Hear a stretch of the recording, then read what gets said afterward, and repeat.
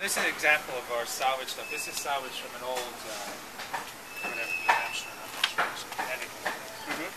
Salvaged from around the corner, salvaged from the stone, salvaged from the digging out of the basement.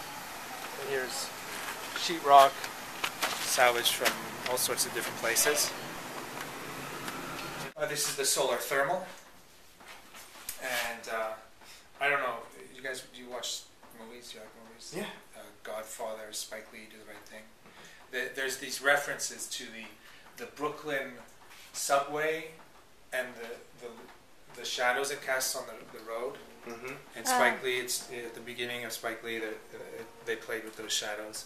And in The Godfather, that scene where it's what is it? Leave the gun, take the cannolis. Oh, They're driving through Brooklyn, and there's these shadows. I love the symbolism of building and the symbolism of life. And this is one of them. I mean, we're deeply connected to Brooklyn. EcoBrooklyn is clearly Brooklyn. And that's part of local, thinking local.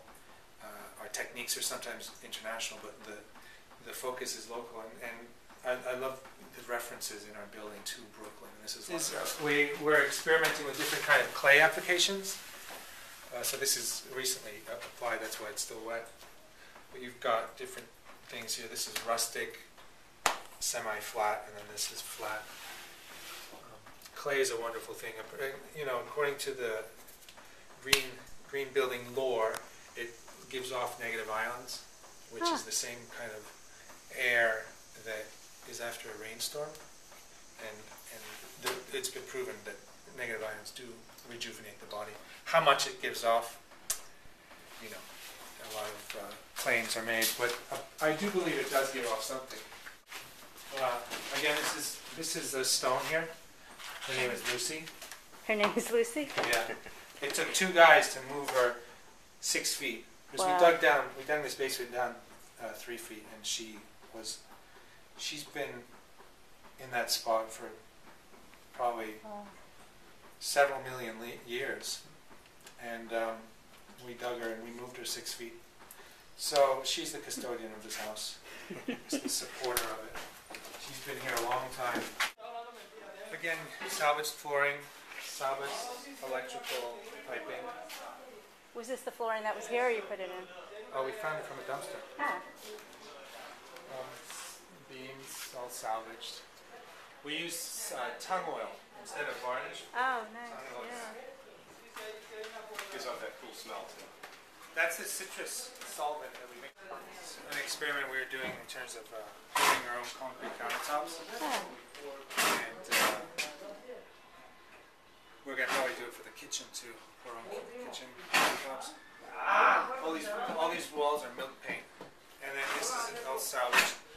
Daylighting is another aspect of green building. It's really important.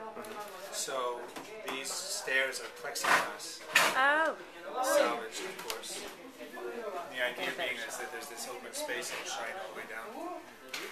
And up here you guys see the green room. We just planted it, so it's still looking a little brown, but in about a year or 2 it'll be totally covered with green. And then up here is where the solar panel and solar thermal is. Nice views. This is really nice over here. It's this kind of industrial. Yeah. Right. Yeah. You always liked that going on the F train when we went above ground. Right. That's the F train right there. Yeah. So this is also salvaged. I'm big on the whole salvage thing. Sure. It's there's green building and the obsession with green products. Right. Which is probably better than the obsession with non-green products, but it's still an obsession with products. Right. Right.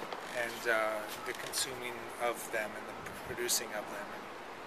What's impressive is did you get all this for free? No. Oh, okay. I bought these from a guy who wanted to get rid of them around the corner for $200. Oh, okay. Well, it's still very inexpensive. I get them at discounted prices. Yeah.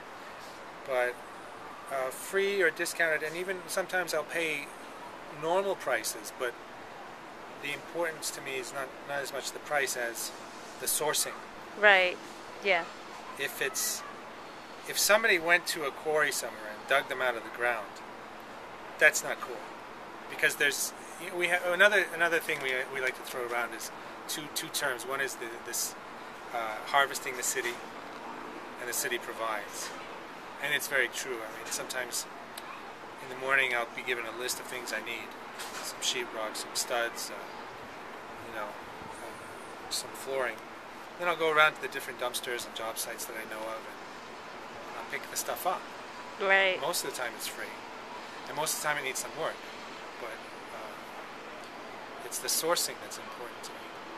Yeah. Sometimes I pay for it, but definitely the way I build is as cheap, or maybe a little cheaper than normal building, normal middle of the line building. Right. But the quality is a lot better. Yeah. And we build with a 100-year outlook. That's our base. Will it last 100 years? If it doesn't, we don't use it. If it lasts more, then great. But it has to last 100 years. Certain things like this wood probably won't last 100 years, but it might if we really take care of it. You know. So if we fix it up once in a while, every 30 years, change a joist, it'll last. Right. And that's a very different way of thinking. Most people build for 20 years, if that. If that these days, yeah. Yeah. Yeah. So again, it's really about maximizing the resources.